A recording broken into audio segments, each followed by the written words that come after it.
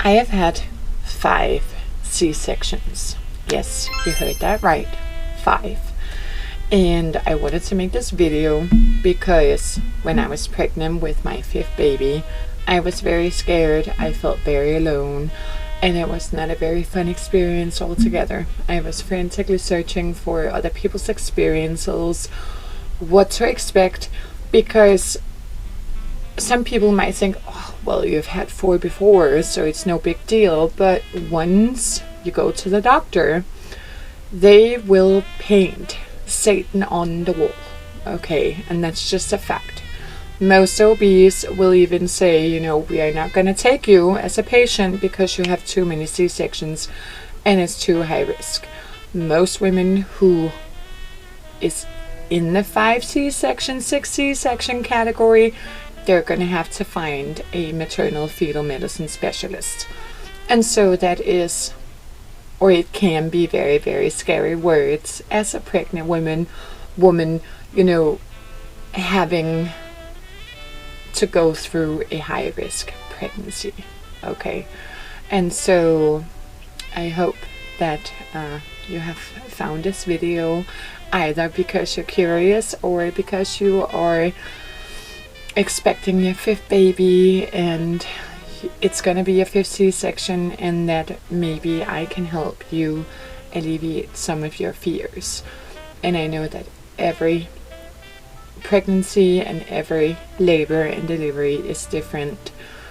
Yours might be a different experience than mine, but as far as what I have read from others, it gets pretty much easier every time. So sit down and follow along, and I will tell you about my 5th C-section experience and give you some tips and tricks and some recovery tips as well, because it's going to be a little bit different because it is a lot of C-sections. It is a very big surgery. So yeah. And excuse my setup, I'm sitting in my closet because I have 5 kids at home. They're very noisy, and so my closet is the only like big space I have where I can actually sit down and talk. So I found out that I was pregnant I think it was around July, like July 1st, something like that.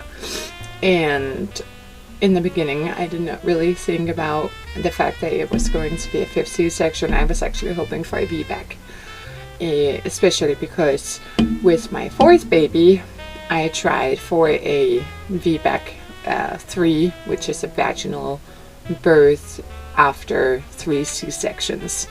And I got to 9 centimeter dilated, I believe it was, and he was almost ready to come out, and then he kind of got stuck. Everything stalled, and so that ended up in a C-section again. It wasn't anything urgent, but it was, you know, we need to figure out if we should get him out now, right?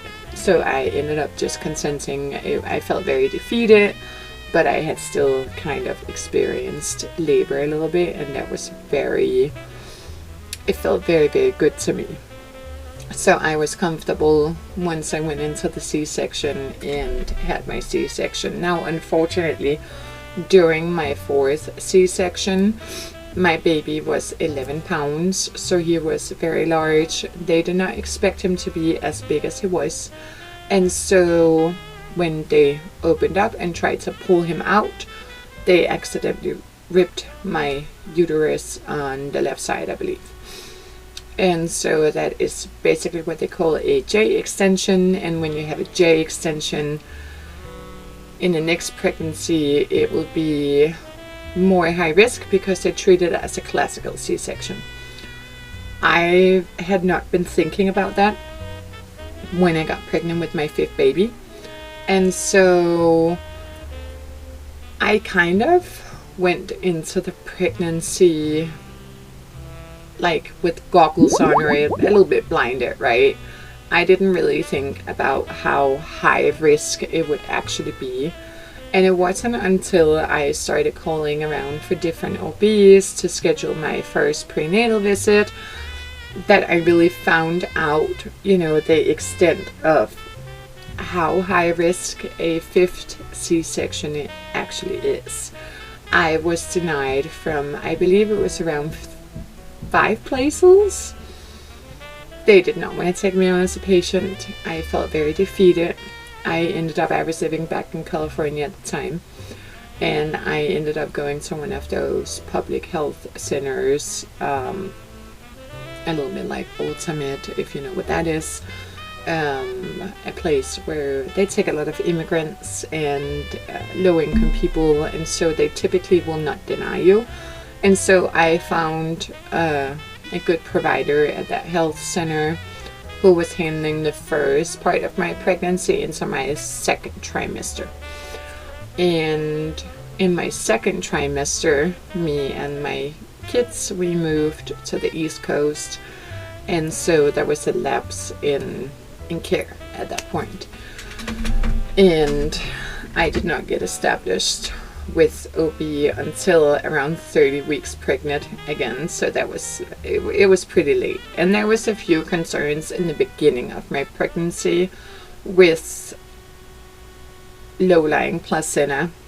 At 12 weeks I was told that I had placenta previa, and when you have that many C-sections behind you, you do not want placenta previa, because most of the time if you have placenta previa, you're going to end up with placenta accreta, and that is a very dangerous situation if they don't notice it or if they're not planning for that. So when I was around 12 weeks along, I got very, very scared, and I started stressing, and I started Googling, and I went down rabbit holes, and it was not fun. It was not fun at all.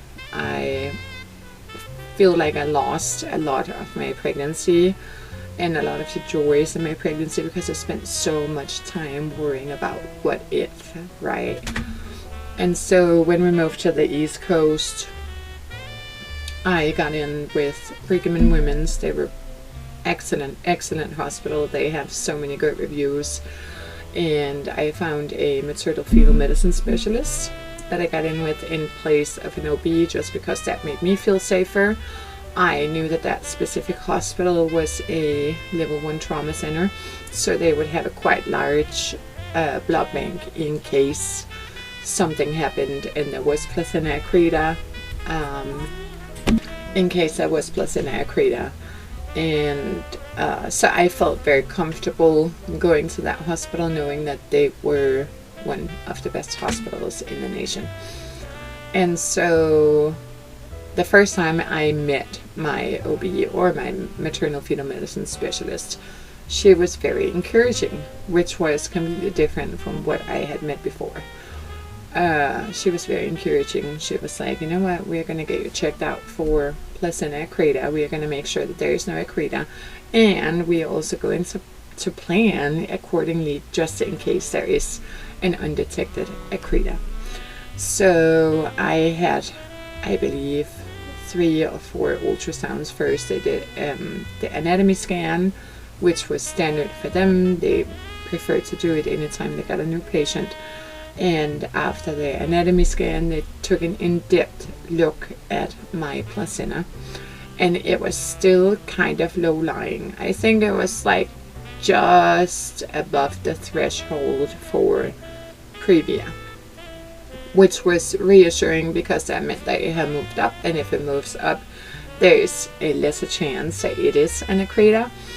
But they wanted to keep an eye on the placenta just in case. And so eventually, after 3 or 4 ultrasounds, they determined that there was no previa. It was a little bit low-lying. It was kind of lying over my scar, but it was no big deal. They were prepared just in case it was a sticky placenta. And so that made me feel really good. I was still scared about the possibility of a 5th C-section, and it was still it wasn't a very enjoyable pregnancy, but that kind of made me feel a little bit better. So surgery day comes around. That was in February, and we got up and got ready and was at the hospital at around 7:30. I believe my C-section was scheduled for 9. And it was so much different from a 4th or 3rd or even a 1st C-section. I got 2 IVs. I got 1 in each hand or arm. I think it was my hand. No, it was my arm. I got 1 in each arm. There was 2 OBs. There was 4 nurses. There was 2 baby nurses. There was 2 anesthesiologists. It was a very full room. And that kind of scared me too. So I was totally panicking when I went to the operating room, and I had a panic attack on the operating table when I was going to receive my anesthesia. And one of the things that I did different here was, first of all, my partner was allowed in the room when I got my anesthesia. And second of all, they did a spinal and epidural combined for extra numbing. So just in case the surgery took longer, because at a 5th or a 4th C-section there can be a lot of scar tissue, and so they want to make sure that you're all numbed up and that the anesthesia does not wear off mid-surgery. So they did a spinal epidural combo, and when they were about to put that spinal in my back, I had a full-blown panic attack. I was so scared. So they actually gave me Versed, and that made me so dizzy, and it made me relaxed but still scared, kind of. And so eventually they managed to get the spinal placed, and I got all numbed up. I was having catastrophic thoughts, like I thought that I was gonna go in there and die on the table, and that wasn't fun. But they laid me down. They were like, well, we're gonna do everything slow, we're gonna go very slow just in case, you know, we're gonna tell you everything that we're doing. And my OB actually did that. She was very, very nice. She explained everything that she was doing. She was walking me through everything, and surprisingly it was actually a lot easier getting into my baby than the last times. I barely had any scar tissue. I did not have any adhesions. So from they started the first cut till they were in or through to my baby, I think it was about maybe 5 to 10 minutes tops. And so I was still very high on Versed. Okay, they had given me Versed right before the surgery started as well. The anesthesiologist was not very much for it, just because it can go to the baby, and baby can be flabby at birth if you get Versed right before birth. But my OB was like, it's fine, I'm gonna get into the baby quickly, it's just so mom doesn't try to touch or start panicking.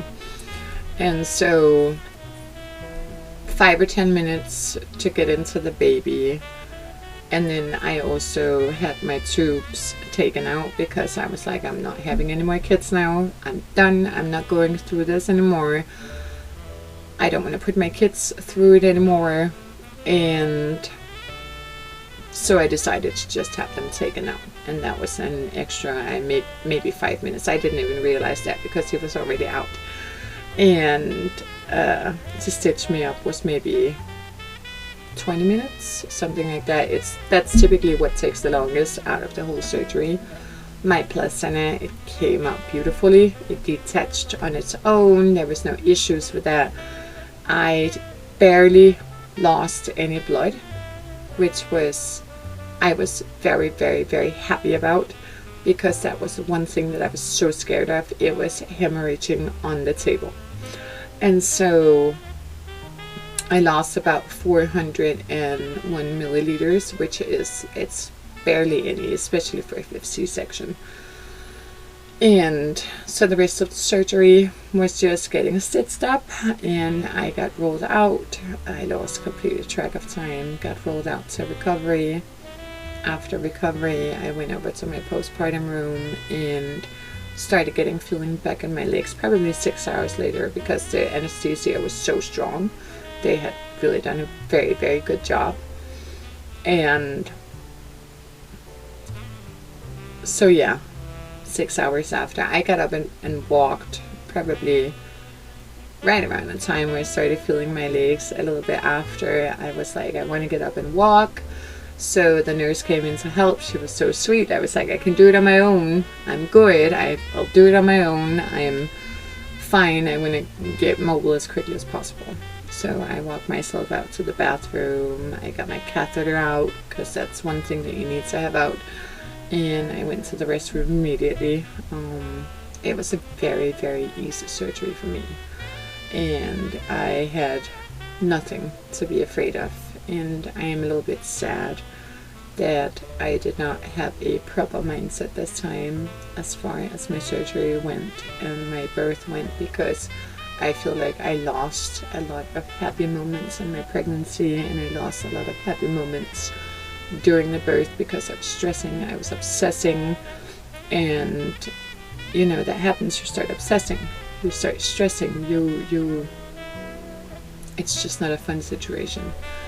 And so I wish that I had advice and listened to others' experiences a little bit more and trusted their experiences, because you know, OBs and maternal fetal medicine specialists, they are so used to handling that amount of C-sections. They do it every single day.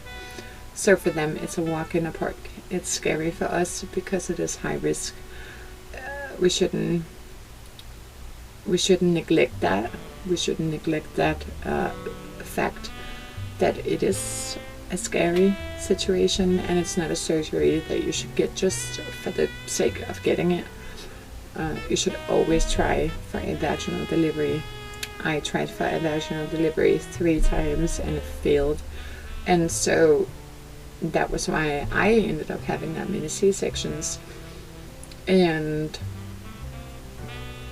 at this point, I feel like, yes, I missed out on a natural delivery, but my babies got into the world safely. And my doctors knew exactly what they were doing. They knew exactly how to handle it. And that's a blessing. And so if you are having a 5th C-section or even a 4th C-section, because that's scary too, that's also high risk, my advice to you is that you make sure that you have a good OB. Get in with a maternal fetal medicine specialist. Make sure to give birth at a large hospital where they have a large blood bank. So that's with a trauma, level 1 trauma center. Make sure to tell your OB about your fears, because they can also help alleviate a lot of those scary thoughts, okay, because they're so used to it. Make sure to take your time on surgery day. Don't rush, don't stress. Try to get into a zen moment and say, I got this, everything is going to be fine. And make sure that they check you for Accreta and Previa. Even if you do not have Previa, make sure that they do a thorough scan and check for Accreta, because that is a risk with C-sections that you have Accreta. And sometimes they cannot detect it. It's a surprise during the surgery. Most of the time they can see signs of it, and so that way you can make sure that you are getting the proper and the best care possible. And that's very, very, very important to make the surgery and the situation easier. And as far as the operating room, bring some music. My nurses and my doctor, they were like, because I told them I didn't want any music because I wanted to know if I was dying or something like that, and they were like, oh no, you're gonna get some music. And I put on Ed Sheeran. That was very nice actually, because I love Ed Sheeran. And so make sure to bring a playlist, make sure to listen to the music, lean on your partner, lean on your OB, lean on your nurse. My baby nurse was actually sitting and massaging my head because I was so panicked. So she came up, she was like, don't talk, don't do anything, don't move, just feel this. And she was sitting and massaging my head, and it was so nice. I had not experienced that before. And for your recovery, make sure to get a belly band. Most hospitals have belly bands. I would suggest getting one from Amazon as well. Make sure to get up and walk as fast as possible. It is going to hurt. Personally, for me, this time my recovery was very, very easy. I barely had any pain. It was well controlled with Tylenol and ibuprofen. So, and that was a plus for me. So my recovery was overall very easy. I didn't have any infections. I stopped bleeding about 6 weeks after delivery, something like that. But make sure to get up and walk. Make sure to use your body as much as possible, of course within limits, because you don't want to overdo it. Make sure to stay on top of your pain medication if you're having a lot of pain. Make sure to have your partner help you as much as possible. And it doesn't matter if you can't vacuum for 6 weeks, don't do it. Focus on your recovery and healing, because that's what's the most important thing. Your baby needs you, and your other kids need you, and you can also have your other kids help you through your recovery. Make them do some things too. Ask them to bring you things, because trust me, they are going to want to help you, and they're going to want to take care of you, and that is okay. That's a good thing. Make sure when you're in bed, prop yourself up with lots of pillows, roll out of bed as possible, things like that. You got it. It's gonna be amazing for you to have your 5th C-section, maybe even 6th C-section. I believe in you, and I hope that my experience helped you alleviate some of your fears.